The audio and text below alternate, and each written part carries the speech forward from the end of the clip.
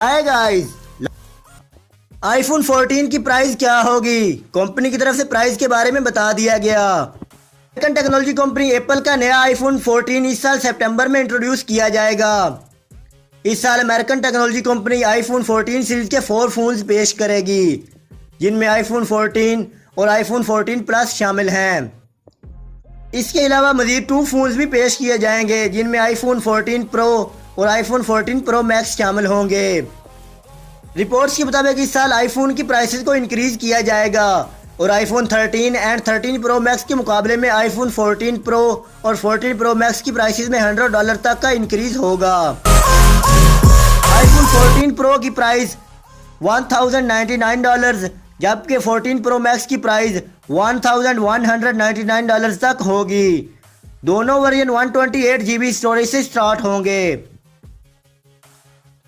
Prices में increase के बाद आईफोन 14 प्रो मैक्स एप्पल का कॉस्टली आईफोन बन जाएगा, जिसका 1 TB स्टोरेज वाला सबसे कॉस्टली वेरिएंट $1699 तक हो सकता है।